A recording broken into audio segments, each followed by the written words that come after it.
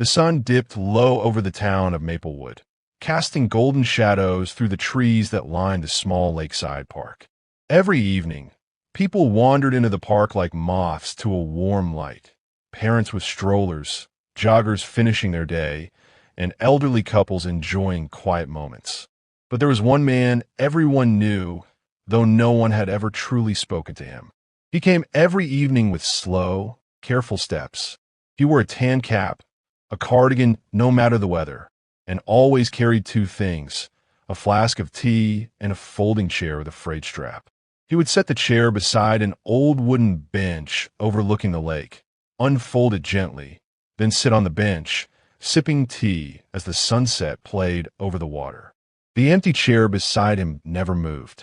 Children whispered that he was waiting for a ghost. Teenagers joked he was a poet waiting for inspiration. Adults speculated that maybe he was mourning someone, but no one asked. He never looked lonely.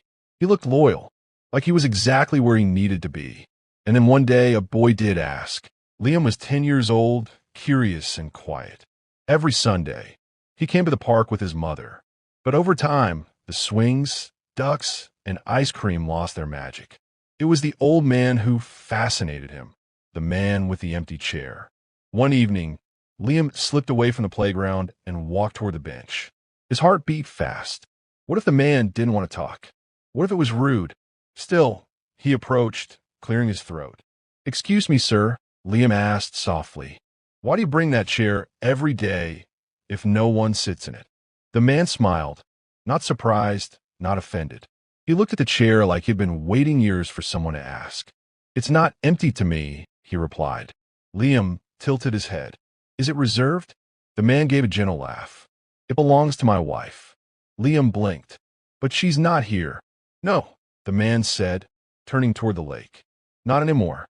He paused, as if remembering something more real than the world in front of him.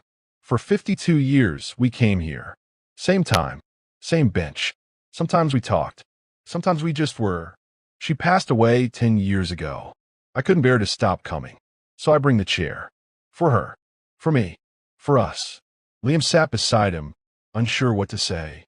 "Do you still feel like she's here?" he asked.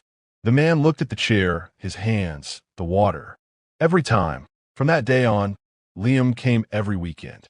Slowly, he learned the old man's name, Walter, and the stories of his wife, Eleanor. They had met in a library in 1968, both reaching for the same book, a dusty copy of The Great Gatsby. Walter was nervous. Eleanor was confident and sharp-witted.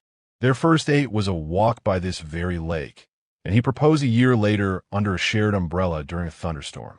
They had raised 2 children, survived hardships, and never stopped walking hand in hand. Eleanor had loved quiet things. Pressed flowers and books. Letters. Music played softly at dinner. She used to hum while reading and forgave with grace that made Walter feel unworthy. Liam absorbed these stories with wonder. He had never seen love like that, not even in movies. And with each tale, the empty chair became fuller, richer. It held invisible weight. It belonged to someone, even if you couldn't see her. One day, Liam asked, "Do you ever stop missing her?" Walter looked at the water. "No, but that's not a bad thing. Missing her reminds me she mattered." He placed his hand on his chest. "Love doesn't die. It just changes homes." Then came the day Walter wasn't there. Liam waited. He came back the next day, and the next. Still no folding chair, no flask of tea, no softis might. Liam finally asked the park caretaker, who paused before replying softly. "Walter passed away last week." Peacefully, in his sleep, Liam felt something hollow open up inside him. He walked to the bench and sat down where he always had, but the space beside him felt colder than ever. He stayed until the sky faded to black. The next evening, he returned, not empty-handed. In one hand was a folding chair of his own, in the other a small bouquet of flowers. He placed the chair exactly where Walter's used to be. On the seat, he set the bouquet with a small note. "Eleanor, he's with you now." Then he sat and watched the sun set. The sky was the same soft tangerine and lavender it had always been. The lake sparkled like it knew something others didn't. Liam didn't cry. He just listened to the wind, the leaves, the hush of the water. And maybe, just maybe in that silence, he heard two voices, faint and happy.